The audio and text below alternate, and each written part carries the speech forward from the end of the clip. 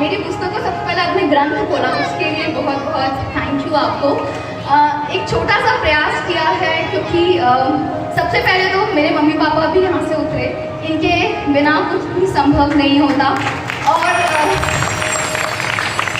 पिछले कुछ 7-8 सालों से मैं शिक्षा से जुड़ी हूँ और मैं अभी थोड़ा सा अगर रेफरेंस दूँ, वैसे तो मेरी कोई हस्ती नहीं है यहाँ व्यासपीठ के सामने, पर मैं पिछले 7 साल से नेट, यूजीसी नेट और जो बच्चे प्रोफेसर बनना चाहते हैं यूनिवर्सिटीज़ में और जिनको पीएचडी करनी है तो उनको एक एग्ज़ाम पास करना होता है। आपने जैसे आईआईटी सुना होगा, नीट सुना होगा, वैसे ही एक एग्ज़ाम है। इसको साल में 2 बार 10 लाख के बच्चे अराउंड देते हैं और ये एग्ज़ाम उनको निकालना होता है। तो पिछले 7 साल से मैं अनअकैडमी में पढ़ा रही हूँ एज ए डायरेक्टर और पिछले साल ही मेरी 2 बुक आई थी, इस साल एक और आ गई, तो 3 बुक्स आई हैं जो कि महाराज जी ने आपको बताया कि उनके शुभ हाथों से इसका विमोचन हुआ है।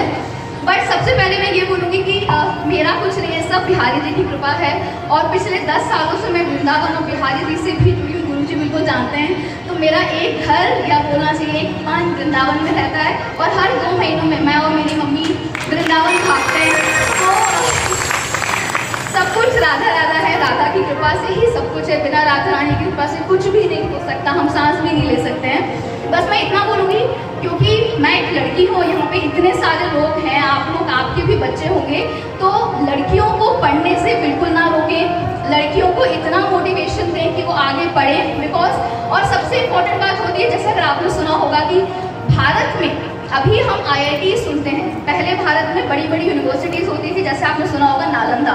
और भारत में जैसे आपने सुना होगा कि मिथिला यूनिवर्सिटी थी और मिथिला में 2 प्रकार की ऋषिका होती थी, एक होती थी ब्रह्मवादिनी, एक होती थी सत्यवादिनी।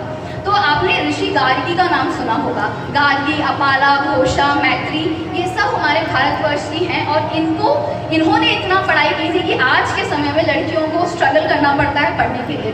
तो आप सब यहाँ बैठे हैं, मैं बोलूँगी जिनको जैसे भी मौका मिले लड़कियों को आगे बढ़ना चाहिए, लड़कियों को आगे जाना चाहिए। बिकॉज लड़कियाँ बोलते हैं ना कि लड़की पढ़ेगी तो देश गढ़ेगी, तो ये बहुत इम्पोर्टेंट है। और इसके साथ साथ धर्म या बोलना चाहिए सनातन धर्म, ये भी नहीं भूलना चाहिए, क्योंकि बोलते ना जहाँ पानी नहीं होता वहाँ फसल खराब हो जाती है और जहाँ धर्म नहीं होता वहाँ नस्ल खराब हो जाती है। तो पढ़ाई जितनी ज़रूरी है उतना ही धार्मिक या हमारा सनातन धर्म उतना ही ज़रूरी है। और अगर हमने आज इस बात को समझ लिया, गुरु जी छोटी सी बात बताऊंगी, बहुत से बच्चे बोलते हैं क्योंकि मेरी उम्र इतनी नहीं है, अगर मैं कथा में जाती हूँ या मैं मंदिर में जाती हूँ तो मुझे चिढ़ाते हैं, तुम क्या हर कभी मंदिर जाती हो, कथा गाती हो, वृंदावन जाती हो, गोवा जाओ, इधर जाओ। तो मैं उनसे यही बोलती हूँ कि धर्म का पालन करना ये नहीं है कि आप अपनी उम्र को भूल रहे हैं या कुछ आप मिस कर रहे हैं। धर्म जितना ज़रूरी है, जितना आप स्पिरिचुअल रहेंगे उतना आप ईश्वर के पास जाएंगे और उतना आपको ईश्वर शक्ति और भक्ति देगा सारी कठिनाइयों को पार करने का। तो सबसे ज़रूरी ये है सनातन से जुड़िए और सनातन होते ना धर्मो रक्षति रक्षतः।